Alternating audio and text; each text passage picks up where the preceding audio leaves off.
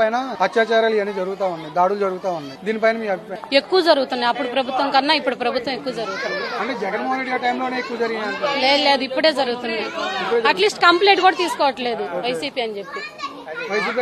Complaint కూడా తీసుకోవట్లేదు. అయ్యి మాటలు చెప్పడం కాదండి, రియాలిటీ ఉండాలి కదా. రియాలిటీ లేదు.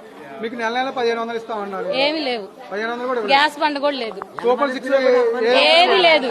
ఏమి రాలేదు. మేము మొత్తం తీసేమనలా, కొంచెం తగ్గించండి. మరి షాప్ కి ఇబ్బంది అంటే అసలు వాళ్ళు కంప్లైంట్ కూడా తీసుకోవాలి పోలీసు వాళ్ళు. బెదిరించి ఎవడు ఆపుతాడు అని చెప్పేసి మేము ఎంత గోల్ చేసిన ఆపలాళ్ళు. ఏంటండి ఆ దౌర్జన్యం? మా ఇంటి ముందు వాళ్ళ దౌర్జన్యాలు ఏంటి? అంటే గతంలో జగన్మోహన్ రెడ్డి కూడా దౌర్జన్యం చేశారు. ఆయన ఎవరికి చేయలే, మీరు చెప్పమాకండి అట్లాగా. ఆయన ఎవరికి చేయలే, ఆయన ఎవరికి చేయలే. జగన్ అన్న ఎవరికి అన్యాయం చేయలే, ఎవరికి ఏం చేయలే. పార్టీల పరంగా చూడాల, కుల మతాలని చూడాల. ఆయన అందరికి ఈక్వల్ గా చేశాడు. కానీ ఈ చంద్రబాబు గారికి కుల మతాలే చూస్తున్నారు. జగన్మోహన్ రెడ్డి అనే వ్యక్తి అరాచకాలు చేశాడు. ఆయన హయాంలోనే మహిళలకు కూడా భద్రత లేకుండా పోయింది. దిశ యాప్ కూడా ఏదో యాప్ గా పెట్టాడు తప్ప ఎటువంటి ఉపయోగం లేదన్నారు. అది చెప్పే వాళ్ళు చెప్తారండి, పడే వాళ్ళకి తెలుస్తుంది కదా. ఏదైనా జగనన్న హయాంలో అన్ని బానే ఉన్నాయి, లేడీస్ మహిళలకి అందరికి బానే ఉన్నాయి. నమస్తే అక్క. చంద్రబాబు నాయుడు ప్రభుత్వానికి జగన్మోహన్ రెడ్డి గారి ప్రభుత్వానికి డిఫరెన్స్ ఏంటంటే?